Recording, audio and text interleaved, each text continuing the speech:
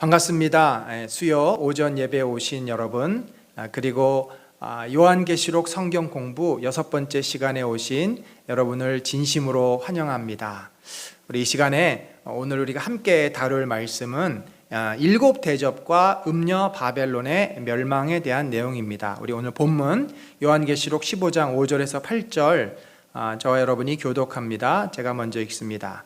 또 이 일 후에 내가 보니 하늘의 증거 장막의 성전이 열리매 일곱 재앙을 가진 일곱 천사가 성전으로부터 나와 맑고 빛난 세마포 옷을 입고 가슴에 금띠를 띠고 내 생물 중의 하나가 영원토록 살아계신 하나님의 진노를 가득히 담은 금 대접 일곱을 그 일곱 천사들에게 주니 하나님의 영광과 능력으로 말미암아 성전에 연기가 가득 차매 일곱 천사의 일곱 재앙이 마치기까지는 성전에 능히 들어갈 자가 없더라. 아멘.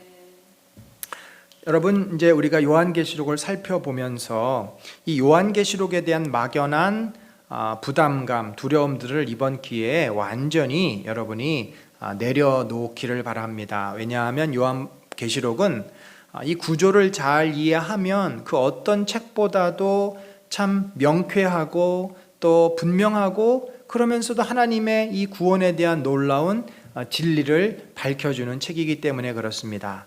여러분, 우리가 항상 매 시간마다 이 구조를 다시 한번 리뷰를 하게 되는데요. 이 요한계시록을 크게 네 파트로 여러분이 기억하시면 됩니다. 자, 첫 번째는 요한이 살아있을 당시에 일곱 교회, 소아시아의 일곱 교회에게 보낸 편지가 있습니다. 그게 이제 1장 후반부부터 3장까지지요. 그래서 그 내용은 그 당시 성도들이 고난과 또 핍박을 견디면서 벌어지는 일들에 대한, 어떤 자들은 핍박을 회피하고 어떤 자들은 믿음으로 핍박을 견디고 그러면서 칭찬과 격려와 책망의 내용입니다. 또한 당시의 로마 제국에서 세상을 그들이 닮아가고 세상을 받아들이고 세상과 짝하는 모습에 대한 요한의 징계의 내용. 그러니까 이 일곱 교회는 역사적으로 계속해서 나타나게 되는 이 교회를 향한 예수님의 마음이다. 그러니까 소아시아 일곱 교회는 역사적으로 존재했던 교회, 지금은 가면 없죠. 지금은 터키 지역에 그 터만 남아있고 다 그 지역은 이제 이슬람권이 되어버렸습니다. 그러나 이 소아시아의 일곱 교회가 상징하는 그 교회는 중세시대에도 있었고 근대시대에도 있었고 현대, 오늘 한국교회에도 있는 것이죠. 그러니까 이 소아시아의 일곱 교회가 보였던 믿음의 모습이 그대로 우리들에게도 있는 것이고, 우리들이 그러한 충성을 했을 때는 지금도 예수 그리스도께서 우리를 향해서 칭찬하시고 격려하시며, 우리가 세상과 짝하고 핍박을 피하고 우리가 신앙을 버리면 주님은 우리를 향해서 안타까워하시고 징계하시고 책망하십니다. 자, 그래서 이 예수 그리스도께서 십자가에 죽으시고 부활하신 초림, 다시 오시는 재림 사이에 이게 말세입니다. 이 기간이 말세, 이게 천년왕국이에요. 이 기간 동안에 모든 일이 있는 건데, 이 기간 동안에 교회를 향한 주님의 마음을 바로 이 앞부분 제일 첫 파트에서 다룬다. 자, 그러면 두 번째 파트는 뭐냐? 이게 편지지 않습니까? 묵시문학이지만 편지인데, 이 편지를 보낸 궁극적인 목적은 초대교회 성도들이 너무나 그 도미티안 박해가 심하고 강력한 이 세상의 이 압제 앞에 교회가 다 너무나 낙심하고 무너진 것입니다. 그렇지 않아요? 누가 잡혀가고 가서 사자밥이 되는데 얼마나 그들이 고통스럽고 괴롭고 마음이 무너지겠습니까? 배교를 할 수밖에 없는 그런 상황이지 않습니까? 그렇게 절망 가운데 쌓여있는 초대교회 성도들을 향해서 이제 예수님께서는 요한을 통해 이 계시의 말씀을 보여주셨는데, 그게 뭐냐면 일곱 시리즈죠. 자, 일곱 인, 일곱 나팔, 일곱 표적, 일곱 대접이라는 이 네 개의 일곱 시리즈를 통해서 너희가 지금 왜 핍박을 받는 줄 아느냐? 너희가 핍박을 받는 이유는 이런 것 때문이다 라는 것과, 너희가 계속 핍박을 받는 것이 아니다, 지금은 너희가 핍박을 받지만 반드시 이 핍박은 지나가고 다시 너희를 내가 회복시켜 줄 것이다, 눈물을 씻겨주고 너희의 고통을 내가 다 거두어주고, 너희가 이 땅에서는 핍박을 받았지만 하늘나라에서는 존귀한 자가 돼서 하나님 보좌에서 영광스럽게 찬양하게 된다. 그리스도의 거룩한 신부로 하늘나라에 입성하게 된다. 또한 너희가 했던 그 기도를 내가 듣고 이제 저들을 반드시 심판할 것이다. 그래서 여러분, 이 초대교회 성도들의 억울함, 그들의 눈물의 그 간구, 그들의 그 절규의 기도가 하나님께 올려지게 되고, 그들의 그 마음을 이제 네 가지의 이제 비유를 통해서 하나님께서 앞으로 교회를 어떻게 이끌어 가실 것이고, 어떻게 이 악한 자들을 다루실 것이고, 어떻게 이 구속의 역사를 이루어 나가실 것인지에 대해서 네 각도에서 이제 설명을 하시는 게 바로 일곱 시리즈입니다. 그러니까 이 일곱 인과 나팔 표적 대접은 그 시점으로 보면은 교회 시대 안에 일어나는 것입니다. 일단적으로 포커스는 도미티안 박해, 초대교회 시대에 집중되어 있습니다. 그러나 마지막 일곱 번째 가서 있는 심판들은 대부분 종말까지 그것이 확장이 되어집니다. 그리고 이 패턴 역시 일곱 교회가 교회 시대에 반복적으로 나타났던 것처럼 이 패턴 역시 교회 시대에 반복적으로 나타날 수 있다. 왜냐하면 핍박이 초대교회만 있었던 것이 아닙니다. 지금도 이 북녘 땅과 중국과 모슬렘 지역에서 그리스도를 따르는 자들에 대한 핍박이 자행됩니다. 그러면 이 원리는 그들에게도 동일하게 적용이 됩니다.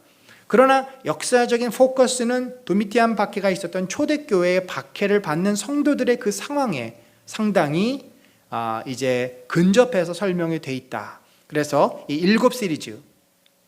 그 다음에 세 번째가 뭐냐면 이 교회를 괴롭히고 하나님의 이제 이 구원의 역사를 망가뜨려 놓으려고 했던 이 악한 세력의 최고 두목이 누굽니까? 음녀 바벨론, 바로 사탄이죠. 그래서 그 사탄의 세력이 최후의 이제 심판을 받는 내용이 바로 17장, 18장. 자, 그러면 첫 번째는 초대교회를 향한 그리스도의 마음, 그리스도의 권면과 또 그리스도의 징계, 충고. 두 번째가 하나님께서 교회 시대에 이루실 심판과 하나님의 구원의 계획. 그리고 세 번째는 그 교회를 괴롭히고 핍박하고 구원을 망가뜨리려고 했던 사탄의 세력에 대한 심판. 그럼 마지막으로 뭐가 오겠어요? 예수 그리스도의 최후의 승리와 새하늘과 새 땅이 오겠죠. 그래서 우리가 이 계시록을 이런 네 파트로 상당히 주제별로 되어 있습니다. 그래서 이것을 뭐 앞에서부터 뒤에까지를 이렇게 일직선상의 어떤 시간으로 보시면 안 돼요. 오히려 이것은 반복되는 것입니다. 초대교회, 그 다음에 일곱 시리즈는 역사의 그 제가 영어로 말하면은 완료 시제라 그랬죠. 초대교회 때부터 종말까지의 그걸 다 포함하기 때문에. 그리고 이제 음녀의 심판과 예수 그리스도의 최후 승리, 새하늘과 새 땅은 이제 미래에 벌어질 일이겠죠. 그래서 이게 그 당시로 현재 완료, 미래 그런 시제로 되어 있음을 보게 됩니다. 자, 여러분, 그러면 우리가 지금 일곱 시리즈를 하다가 지금 중단됐지 않습니까? 그래서 일곱 시리즈를 한번 다시 정리를 해보고 오늘 음녀 바벨론의 멸망까지 나가겠습니다. 자, 처음에 나오는 게 일곱 인이에요. 여러분, 제가 색깔을 이렇게 좀 쉽게 보시라고 색깔을 이제 그 파란색, 블루로 이렇게 바꾼 것은 우리 성도에 해당되는 내용이고, 또 빨간색으로 해당되는 것은 악한 세력, 사단과 세상에 대한 내용입니다. 자, 이 첫 번째 일곱 인 자체가 뭐예요? 두루마리에서 봉인되어 있는 것을 떼는 겁니다. 그게 그 인을 떼는 게 첫 번째 이제 인인데, 그 인의 내용은 뭐냐면 바로 성도를 향한 박해와 핍박이에요. 그게 역사적으로 도미티안 박해입니다. 첫 번째 인부터 이제 네 번째 인까지가 어떻게 초대교회 성도들, 특별히 도미티안 박해 때 어떻게 성도들이 고통을 당하고 괴롭힘을 받게 될 것인지에 대한 내용을 비유로, 묵시문학이잖아요. 직접 표현할 수 없으니까 비유적으로 뭐 백마도 나오고 붉은 말도 나오고 검은 말도 나오고 뭐 이런 것들이 나와서 표현을 하는데, 이 비유가 저자가 뭐 임의로 막 하는 게 아니라 비유를 하려면 비유에 그 출처가 있어야 되지 않겠습니까? 아무렇게나 비유를 하면 사람들이 모르잖아요. 그러면 사람들이 그 당시에 잘 이해할 수 있는 근거를 대야 되는데, 그것이 뭐냐면 제일 먼저 구약 성경, 두 번째는 유대 문서라 그래서 당시에 성경 외에 사람들이 읽었던 경건서적 같은 것이죠. 그 당시에 경건한 사람들이 썼던 서적에 나오는 그 용어들을 요한이 사용을 해서 바로 이러한 그 당시에 일어난 박해를 비유로 표현한 것입니다. 다섯 번째 이는 뭐냐면, 이제 순교자들이 하나님께 이제 이야기하는 그 순교자들의 내용을 담고 있고요. 그 다섯 번째가 끝나고 여섯 번째가 됐을 때는 이제 마지막 때 심판이 올 것이라는 거죠. 마지막 때 심판이 있을 것이고, 일곱 번째, 주로 일곱 번째 해당되는 것들이 종말과 많이 관련이 있습니다. 핍박받는 성도들이 기도하지 않았습니까? 언제까지 우리가 이 고통을 당해야 됩니까? 그 기도에 대한 응답으로 최후 심판이 시작되는, 그러니까 이 첫 번째 인과 일곱째 인을 생각하면 다섯 번째 인까지는 도미티안 박해 시대예요. 여섯 번째 인은 그 이후에 완료 시제로 심판이 뭐 최후의 심판은 아니지만 역사 속 교회 속의 시대 속에서 일어나는 심판, 그리고 일곱째 인은 마지막 최후의 심판을 암시하는 그런 내용으로, 그러니까 이 인 하나만 가지고 시대가 다 쭉 훑어지는 거죠. 그러면 두 번째 일곱 나팔, 그러면 나팔은 다시 어디로 옵니까? 도미티안 박해로 와요. 그래서 이게 나선형 구조입니다. 반복되는. 자, 다시 이 일곱 나팔은 역시 나팔이라는 것이 상징하는 바가 뭐냐면 경고와 또 전쟁을 말하는 거죠. 심판을 말합니다. 그래서 여러분, 여기 빨간색을 제가 표시했다는 얘기는 뭐예요? 세상 사람들, 교회를 박해했고 또 하나님을 불신했고 우상을 섬겼던 자들에 대한 심판의 내용이 일곱 나팔에 나와 있습니다. 자, 그러니까 첫 번째 나팔을 부니까 우박과 불이 땅을 태우고, 두 번째 나팔이 부니까 바다의 3분의 1이 피가 되고, 세 번째 나팔이 부니까 물의 3분의 1이 쓴쑥이 되고, 네 번째 나팔은 해와 달과 별이 심판을 받고, 다섯 번째는 황충 아볼루온이라고 하는 그 벌레가 나와서 사람들을 죽이고, 여섯 번째 나팔이 부니까 악한 네 천사가 최후의 심판을 또 하게 되고, 일곱 번째 나팔에 비로소야 심판 후에 하나님 나라의 영광, 승리가 이제 찾아오는. 자, 그래서 이 나팔은 이인이 성도가 당하는 고통이었다면, 나팔은 하나님을 불신하고 우상을 섬겼던 자들이 받게 될 고통. 자, 여러분, 이렇게 보면요, 세상은 공평한 것입니다. 하나님이 정해놓은 질서가 있어요. 그게 뭡니까? 죄를 진 자는 반드시 벌을 받는다는 이 원칙이 그대로 적용이 되는 거예요. 물론 하나님을 믿는 의로운 자는 죄를 지어서 벌을 받는 게 아니라 의인이 핍박을 받는 것이고, 악한 사람들은 죄를 지은 것에 대해서 벌을 받습니다. 그래서 이것이 종말의 최후에만 일어나는 것이 아니라 교회 시대 역사 속에서도 반복적으로 일어나는 것이지요. 특별히 일곱 나팔의 내용을 보면은 우리가 출애굽의 10가지 재앙과 상당히 유사한, 그래서 이것을 우리가 출애굽 모티브다라고 이야기를 합니다. 세 번째, 자, 일곱 표적. 자, 표적이라는 것은요, 하나의 이미지입니다. 그러니까 초대교회가 이제 핍박을 받게 되었던, 그리고 그 이전에 초대교회가 핍박을 받을 수밖에 없었던 출발점이 뭐예요? 예수 그리스도의 십자가입니다. 십자가와 부활입니다. 그러니까 이제 요한이 본 것은 메시아의 오심, 예수 그리스도의 십자가와 부활과 승천, 이 사건으로부터 시작해서 마지막 때까지를 7가지 표적으로 그가 이미지로 본 거죠. 첫 번째 표적에서 뭐가 나와요? 여자와 아이와 용이 나왔습니다. 자, 여자와 아이, 그러면 딱 뭐가 떠오르십니까? 바로 마리아와 아기 예수. 그 마리아와 아기 예수를 사탄이 죽이려고 했습니다. 왜냐하면 그래야만 하나님의 나라가 오지 못하고 세상 사람들이 구원을 받을 수 없기 때문에. 여러분, 이것은 역사적인 사건을 근거로 쓴 것이죠. 어떤 사건이 있었죠? 헤롯 대왕이 2살 아래에 있는 모든 남자아이, 베들레헴에 있는 모든 남자아이를 다 죽입니다.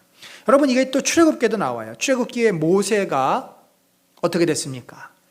2살 아이의 모든 남자아이를 죽이라고 산파들에게 말했을 때 모세는 그들이 차마 죽이지 못해서 집에서 키우게 되고, 그리고 나중에 물가에서 구원을 받는, 어떻게 보면 이 모세 시대나 또 예수 그리스도의 시대나 이 용은 계속해서 아이를, 메시아를, 구원의 씨를 제거하려고 했던 것이죠. 그런데 어땠습니까? 털끝 하나 건드리지 못했습니다. 그래서 이 용은 결국은 나중에 누구를 괴롭혀요? 교회, 그 여자를 괴롭히게 됩니다. 여자를 괴롭히게 된다. 이제 그 내용이 나오고요. 자, 두 번째 표적은 바다에서 나온 짐승. 이 바다는요, 용이 거하는 곳입니다. 그래서 악의 상징이에요. 짐승은 용의 지시를 받고 용의 지배를 받는 자인데, 아마도 당시의 권력을 가지고 세상을 억압하고 했던 독재자들, 황제들을 상징하는 것이 아니겠는가. 땅에서 올라온 짐승. 자, 이런 표적들이 있었고, 네 번째 표적은 어린 양과 14만 4천입니다. 이 여자와 아이가 결국은 태어나서 어떻게 했어요? 어린 양으로서 하나님 앞에 십자가의 제물로 드려졌고, 그 십자가의 구원이 완성됨으로써 이스라엘에게 구원이 임합니다. 교회가 생겼습니다. 그래서 14만 4천은 구약시대의 12지파, 또 신약시대의 12사도, 그리고 천이라고 하는, 이 많다라고 하는, 그러니까 구약의 백성, 신약의 백성이 다 구원을 받았을 때 결국은 뭘 상징해요? 하나님의 구원받은 하나님의 백성들을 다 상징합니다. 그리고 다섯 번째 표적은 이제 새 천사가 나타나서 세상을 향해 회개를 촉구합니다.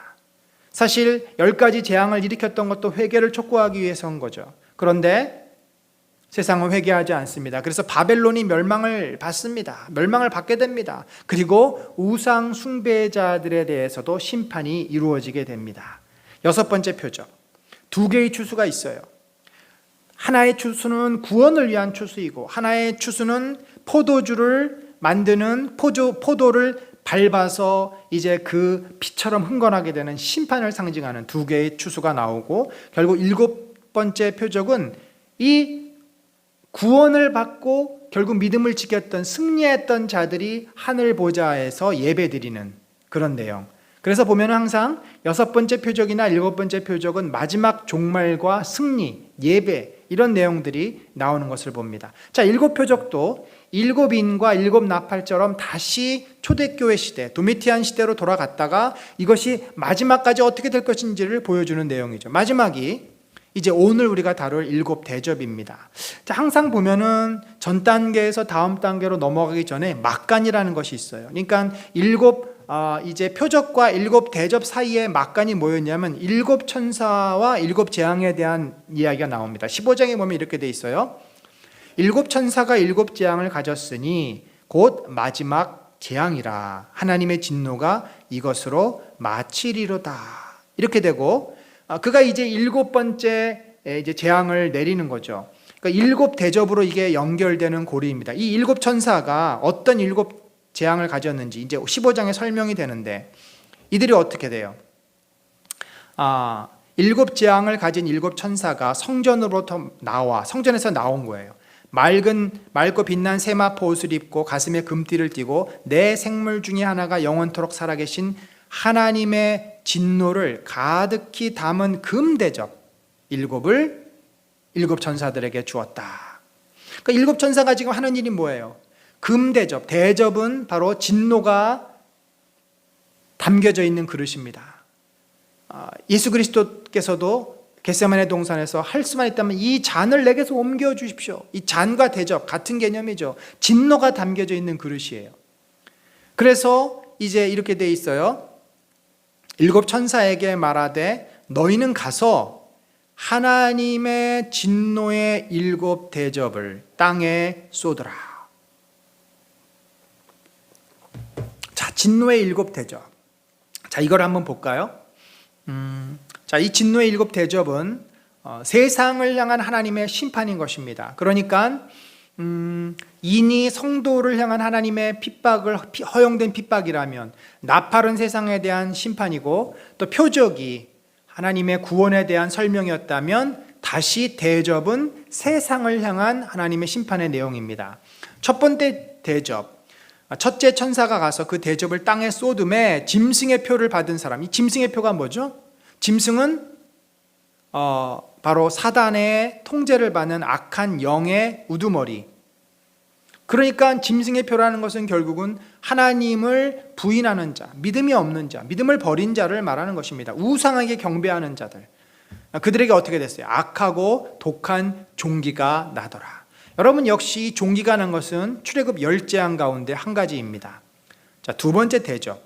그 대접을 바다에 쏟음에 바다가 곧 죽은 자의 피같이 되니, 여러분 나일강이 피처럼 변한 거 아시죠? 바다 가운데 모든 생물이 죽더라. 그러니까 바다는 사탄이 머무는 곳이에요. 그래서 그것을 심판한다는 내용입니다. 세 번째 대접. 셋째 천사가 그 대접을 강과 물 근원에 쏟음에 피가 되더라. 역시 두 번째 대접과 연장선에 있습니다. 넷째 대접. 넷째 천사가 그 대접을 해에 쏟음에 해가 권세를 받아 불로 사람을 태우니, 해가 이글거려가지고, 그러니까 가뭄이 일어나고 우리가 폭염이 온다 그러죠. 막 50도가 넘는 그런 날씨가 예를 들어서 한 달, 두 달 동안 된다고 봅시다. 사람들이 물이 다 마르고 열사병으로 다 죽게 되는 거죠.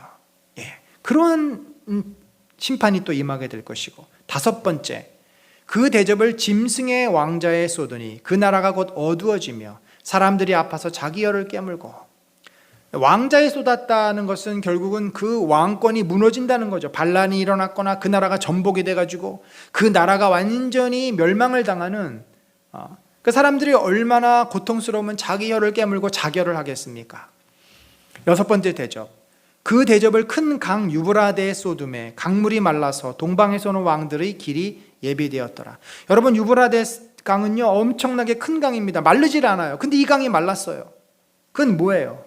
그들이 생각하는 모든 발전과 문명이 중단되어지고 자연재해가 일어나던 무슨 큰 변화가 있어가지고 그들에게 큰 격변이 생겨날 것을 말하는 거죠. 어찌 보면 요즘처럼 날씨가 이상해져 가지고 일상적인 농사를 못 짓는다든지 그런 일들이 벌어질 수 있다는 것입니다. 마지막 일곱 번째 대접.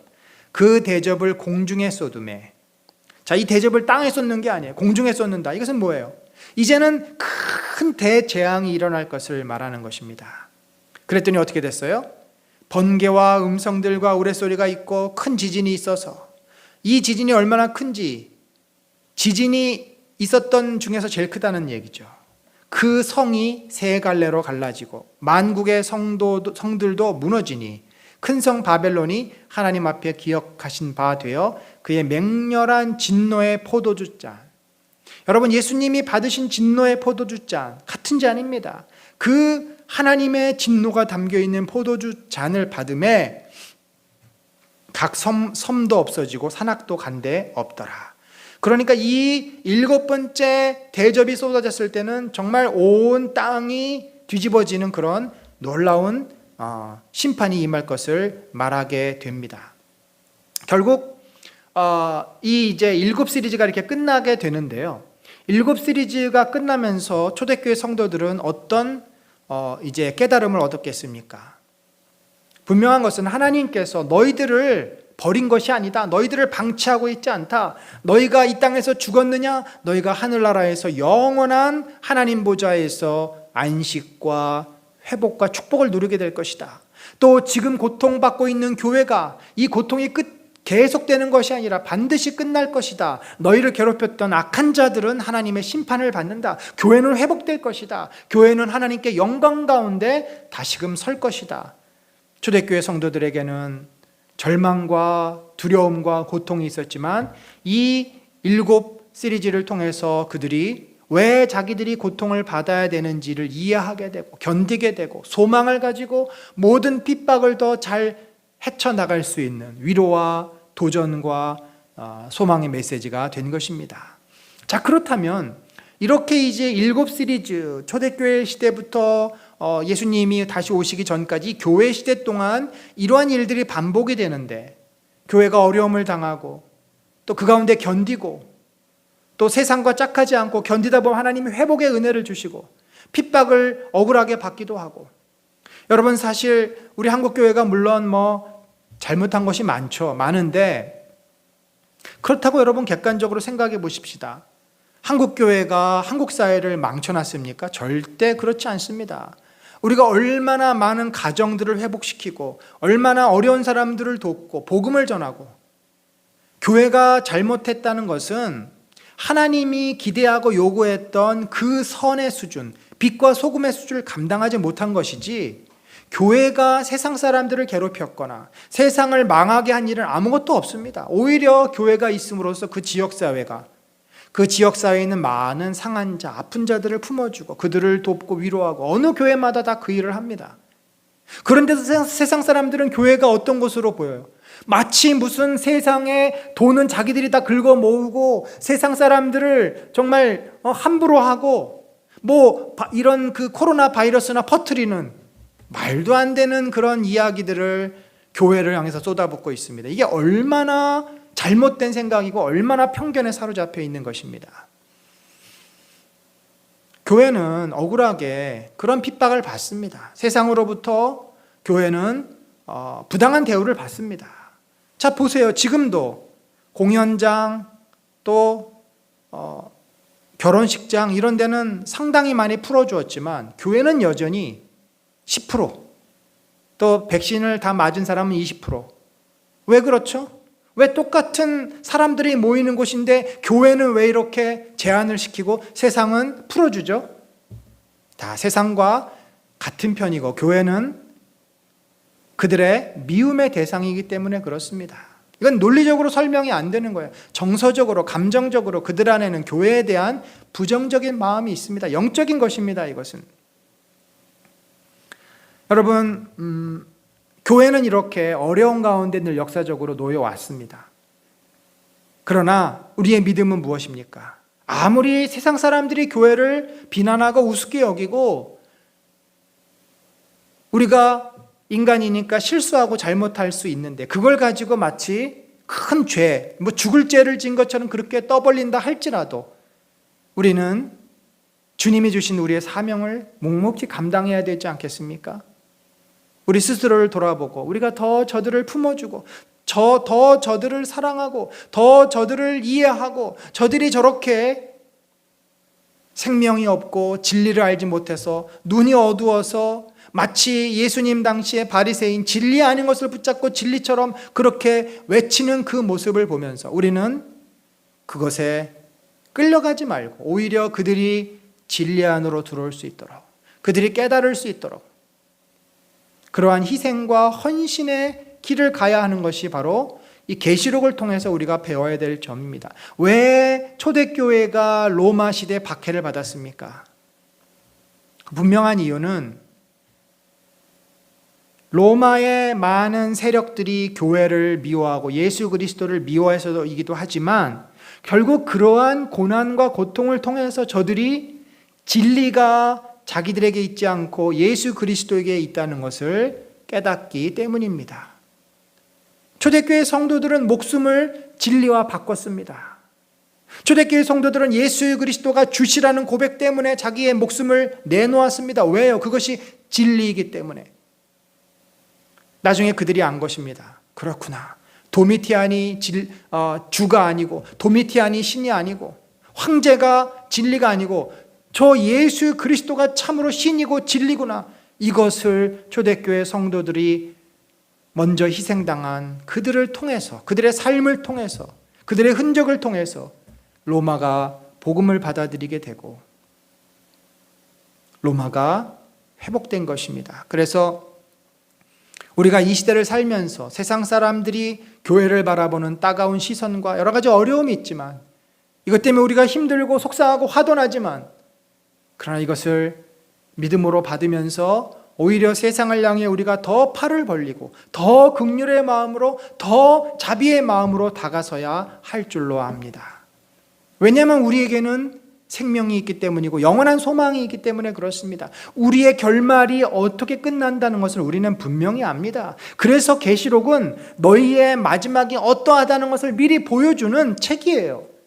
계시록을 분명히 알고 믿고 확신하면 무엇이 두렵습니까? 죽음이 두렵습니까? 무엇이 두렵습니까? 어떤 권세, 어떤 세력 앞에서도 우리는 두려워하지 않습니다. 우리에게 주어진 것은 영원한 생명과 승리입니다. 그것을 요한계시록은 너무나도 명확하고 명쾌하고 분명하게 우리에게 제시해주고 있습니다. 이제 세 번째 파트죠.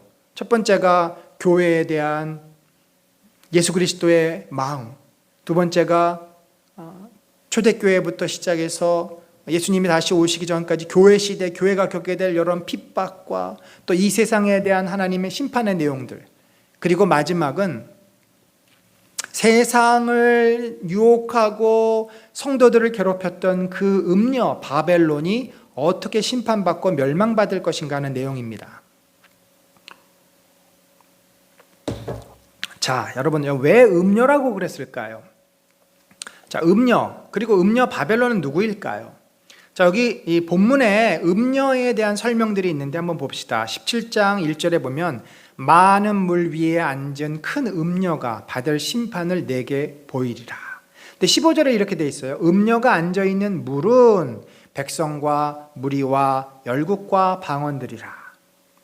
자, 그렇다면은 이 음녀는 거대한 어떤 조직, 세력임을 알 수 있고, 그 조직과 세력 밑에 누가 있어요? 누구를 지배하고 다스리는 조직과 세력이에요? 백성들, 열국, 여러 나라들, 여러 언어들. 곧 이 얘기는 제국이라는 것이지요. 이 성경이 기록되어 있을 때 제국은 어디였습니까? 로마 제국입니다. 그러니까 이 로마 제국을 다스리는 어떤 세력이다. 우리가 그렇게 볼 수 있습니다. 음녀는. 자, 이 음녀의 또 특징 중에 두 번째가 짐승의 지배자. 여자가 붉은 빛 짐승을 탔는데 이 탔다라고 하는 것은 지배한다는 얘기죠. 그러니까 이 여자는, 이 음녀는 짐승을 타고 있다. 짐승을 다스리는, 여러분, 짐승이 이 계시록에서 무엇으로 해석이 됩니까? 용의 사주를 받은 어떤 세력, 특별히 당시에 교회를 핍박하던 황제들을 말한다고 할 수 있죠. 그러면 이 여자가 짐승을 탔다라는 얘기는 황제를 배출한 어떤 세력임을 우리가 알 수 있습니다.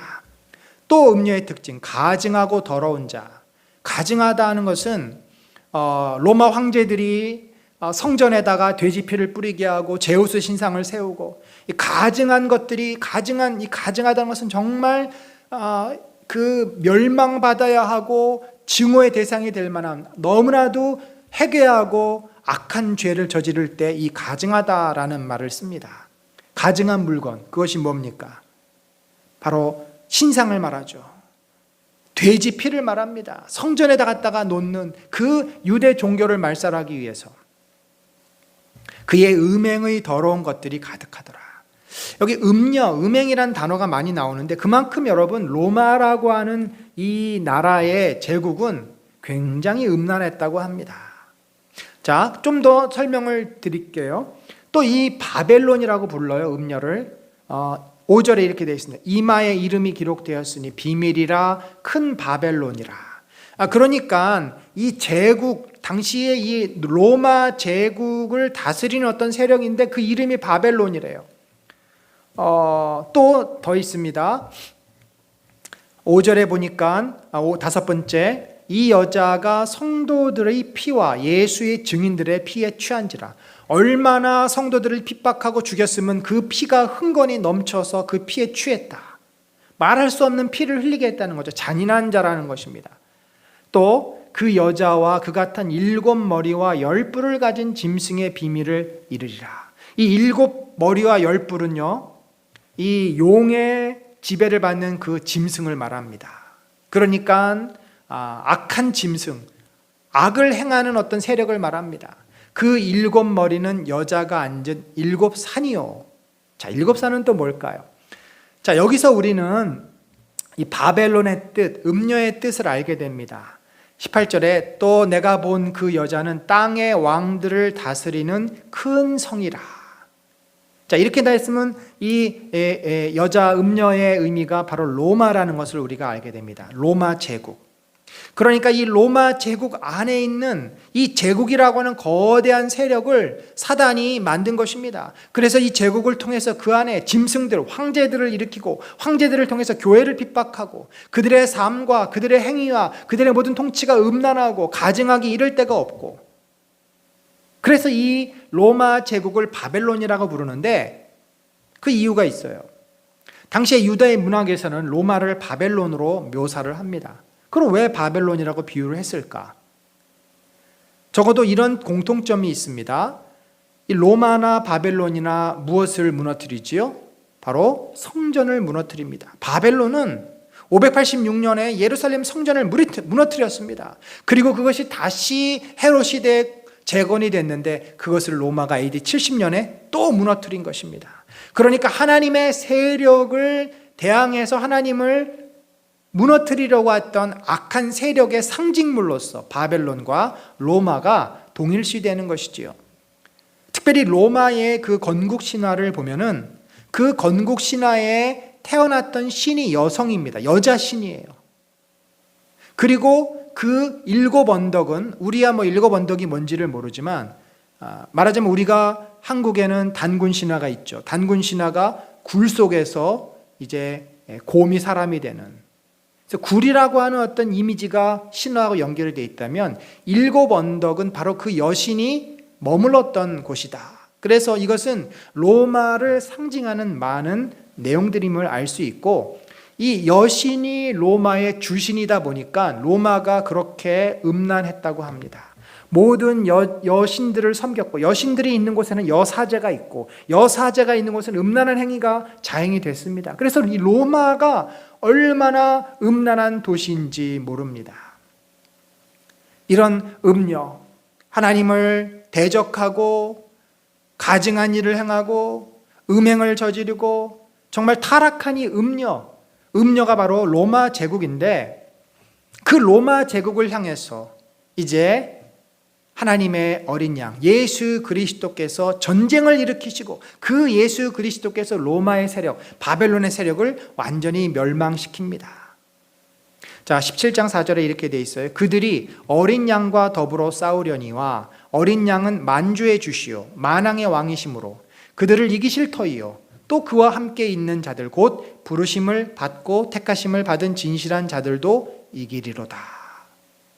여러분, 이 싸움은요 지금 일어난 것이 아닙니다. 앞으로 일어날 일이고 지금 전쟁은 지속되고 있어요. 이제 이 전쟁이 완성되어질 것이라는 거죠. 그때 예수 그리스도께서 모든 권세를 아버지에게 넘기고 다시 이제 오시는 것입니다. 지난 시간에 제가 쿨만 교수의 이 쿨만 교수의 D-Day와 V-Day, 노르망디 상륙 작전을 빗대어서 이 D-Day는 뭐예요? 불란서 이 북부 노르망디에 상륙한 연합군이 점점점 독일의 세력을 이제 몰아서 본토로 밀어내는 거죠. 그러나 완전히 베를린이 함락되고 승리를 이루기까지는 V-Day까지는 상당 기간 동안의 전투가 더 치러져야만 했습니다. 그러니까 예수 그리스도께서 십자가에서 죽으시고 그때 사단을 결박한 것이 바로 노르만디 상륙 작전에 해당되는 D-Day이고, 예수님이 이 어린 양의 영적인 전쟁을 승리로, 완전한 승리로 이루시고 불못에 사단을 던지는 것이 V-Day입니다. 그러니까 그 기간이 바로 천년왕국이고 교회 시대이고, 그래서 지금도 여전히 교회가 세상에 핍박을 받고 여러 가지 어려움을 당하는 거죠. 그러나 이 전쟁은 이미 기울어졌습니다. 예수 그리스도의 세력 앞에 사단은 벌벌 떨고 있고 마지막 최후의 발악을 하고 있는 그런 상황이다. 우리가 이렇게 역사적으로 이해를 할 수 있겠습니다. 그러면 왜 이 바벨론이 죄를 심판을 받아야만 하는가? 본문에서는 바벨론이 지은 죄에 대해서 이렇게 얘기합니다. 그 음행의 진노의 포도주로 말미암아 만국이 무너졌으며 또 땅의 왕들이 그와 더불어 음행하였으며 땅의 상인들도 그 사치의 세력으로 치부하였도다. 그러니까 이 로마의 결정적인 죄목은 두 가지입니다. 하나는 물질을 숭배했던 물질주의, 또 하나는 도덕적인 타락. 음행이 상징하는 도덕적인 타락. 얼마나 황제들이 잔인하고 사람들을 죽이고 얼마나 음란하고 도덕이 도대체 사람이 사람답게 살 수 없는 곳. 겉으로는 저들이 화려하고 건물을 짓고 모든 것을 정복해서 많은 물자가 그 로마 시대에 아주 넘쳐나고, 그래서 그 어느 시대보다도 화려하고 정말 잘 사는 것 같았지만 그들의 내면은 무엇입니까? 도덕적인 극도의 타락과 사치와 물질 숭배, 그 안에 우상을 숭배하는 그러한 모습들이 있었던 것입니다. 그래서 그가 얼마나 자기를 영화롭게 하였으며 그 모든 것으로 교만의 죄에 빠지는 거죠. 자기를 영화롭게 합니다. 사치하였든지 그만큼 고통과 애통함으로 갚아주라. 그가 마음에 말하기를 나는 여왕으로 앉은 자요. 나는 왕이라는 것이죠. 많은 것을 가졌고 다 내가 주인이라는 것입니다. 남에게서 다 빼앗은 것 아닙니까? 로마가 군대를 일으켜서 제국을 이루었습니다. 전쟁에서 승리해서 다 전리품으로 가지고 왔습니다. 빼앗은 것입니다. 그런데 다 자기가 한 것처럼 깊은 교만의 죄를 짓습니다. 그와 함께 음행하고 사치하던 땅의 왕들이 그가 불타는 연기를 보고 울고 가슴을 칠 것이고, 로마가 이제 이 고트족의 침입을 받고 무너지기 시작합니다. 땅의 상인들이 그를 위하여 울고 애통하는 것은 다시 그들의 상품을 사는 자가 없습니다. 이 로마에서 그 유통되던 상품이 어마어마했습니다. 아프리카에서 올라오고요, 소아시아에서 오고요, 아랍에서 오고요, 유럽에서 오고요. 없는 게 없습니다. 공작새, 원숭이, 상아, 모든 온갖 종류의, 심지어 중국 쪽에서부터 비단이 오고 향료와 수많은 물건들이 그 화려함의 극치를 이루었던 그곳. 바벨론으로 말미암아 치부한 이 상품의 상인들이 그의 고통을 무서워하며 멀리 서서 울고 애통하여. 왜 그랬어요? 더 이상 그들이 이 물건을 살 수도 없고 그 땅이 불타고 멸망하기 때문이죠. 그 상품은 금과 은과 보석과 진주와 세마포와 자주 옷감과 비단과 붉은 옷감이요, 각종 향목과 각종 상아 그릇이요, 값진 나무와 구리와 철과 대리석으로 만든 각종 그릇이요. 여러분, 대리석으로 만든 그릇 봤습니까? 상아로 만든 그릇, 요즘도 그것은 너무나 비싼 거죠. 계피와 향료와 향과 향유와 유향과 포도주와 감람유와 고운 밀가루와 밀이요. 밀가루와 밀은 이 다 북아프리카에서 올라왔습니다. 소와 양과 말과 수레와 종들과 사람의 영혼들이라. 당시에 수많은 사람들을 종으로 잡아다가 노예로 종으로 부렸습니다. 그 물건에 불과했어요. 바벨론아, 내 영혼이 탐하던 과일이 내게서 떠났으며, 세상에 나오는 그 당시에 모든 과일을 그들이 먹었던 거죠. 맛있는 것들과 빛난 것들이 다 없어졌으니 사람들이 결코 이것들을 다시 보지 못하리로다. 여러분, 오늘날 우리가 정말 풍요의 시대를 살고 있습니다. 이 계시록을 읽다 보면은 정말 아찔한 마음이 들고 막 섬뜩합니다. 왜냐하면 너무나 이 시대를 그대로 반영하고 있기 때문입니다. 지금 사람들은 다 자기가 왕처럼 지냅니다. 세상의 모든 것을 누립니다. 세상의 모든 것을 갖습니다. 화려함의 극치를 달립니다.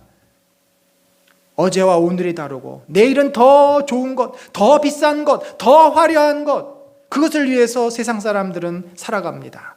그런데 그 모든 것들이 다 사라지고 잿더미가 되는 그날이 오게 된다는 거죠. 로마가 전쟁과 지진과 화산 폭발로 멸망했습니까? 그렇다면 앞으로의 세상은 무엇으로 멸망할까요? 마찬가지입니다. 기후변화, 전쟁. 이제는 과거의 전쟁과는 다릅니다. 전쟁이 한번 나면요, 정말 살아남아 있을 사람이 없을 만큼 큰 재앙이 찾아옵니다. 핵폭탄이 터지면 이거는 답이 없습니다. 역사는 반복합니다. 여러분, 우리가 이렇게 세상의 물질을 섬기던 자들이 어떤 상황이 되었는지를 즉시해야 합니다. 성도들은 하나님을 믿고 의지하며 고난과 핍박을 견디는 자들이 기도했습니다. 하나님, 언제까지 우리를 이 고통에 놔두시겠습니까? 언제까지 교회를 이렇게 힘들게 하시겠습니까? 하나님께서는 그들의 기도를 들으시고 악한 자들을 심판하십니다. 그리고 큰 맷돌 같은 돌을 바다에 던짐같이 바벨론을 비참하게 무너뜨렸습니다. 로마가 무너졌습니다. 여러분, 오늘 우리가 이 로마의 멸망, 바벨론의 멸망을 통해서 무엇을 깨달아야 합니까? 이 시대의 물질을 우상으로 섬기는, 나를 왕으로 섬기는 이 시대도 언젠가는 반드시 무너질 것이라는 것입니다. 언젠가는 반드시 멸망을 당하고 그들의 죄에 대해서 하나님께서 물으실 것입니다. 내가 그것을 귀하게 여겼느냐? 내가 그것 때문에 너의 죄를 감당하리라. 여러분, 우리는 세상이 아무리 화려하고 세상이 아무리 많은 것을 갖고 세상이 아무리 발전해도 우리가 가장 가치를 두고 소중히 여겨야 될 것은 무엇입니까? 눈에 보이는 것들이 아니에요. 바로 우리 주 예수 그리스도고 주께서 우리에게 주신 이 교회입니다. 교회를 소중하게 여기고 이 땅에서 교회를 영광스럽게 세워나가는 그 주의 성도들을 향해서는 주님은 그들을 존귀한 자로, 그들을 어린 양의 잔치에 참여하는 14만 4천 그 이마에 하나님의 이름으로 인을 친 자들로 세우실 것입니다. 여러분, 오늘날 우리가 교회가 약해졌다고 낙심하지 맙시다. 아니, 교회에 대해서 마음이 떠난 그 마음들을 다시 돌이켜 세상에 내 마음이 빼앗기면, 그리고 교회에서는 멀어지면 그것은 너무나 우리들에게 비참한 일입니다. 여러분, 세상은 아침 안개와 같고 있다가 사라지는 것들입니다. 우리가 거기에 너무나 많은 목숨을 두어서는 안 돼요. 소중하게 여기지만 그러나 우리의 영원한 돌아가야 될 집은 하나님 나라입니다. 오늘 우리가 이제 계시록 6번째 시간 보면서 세상은 반드시 심판을 받게 될 것임을 기억하십시다. 우리의 죄로 말미암아 세상은 하나님을 대적하고 교만하고 물질의 우상을 섬긴 죄로 말미암아 반드시 심판을 받을 것입니다. 그러나 예수 그리스도의 말씀을 붙잡고 교회를 지키고 교회를 세우고 교회에 헌신하고 하나님의 영광을 위해서 이 핍박의 시대, 어려운 시대, 물질의 유혹과 화려함이 지배하는 이 시대에 모든 것을 견디는 자들에게는 하나님의 놀라운 영광이 임할 줄로 믿습니다. 그런 믿음으로 오늘 또 우리에게 당한 모든 이 어려움들을, 또 모든 세상의 유혹을 이기는 저와 여러분들 되시기를 간절히 축원합니다.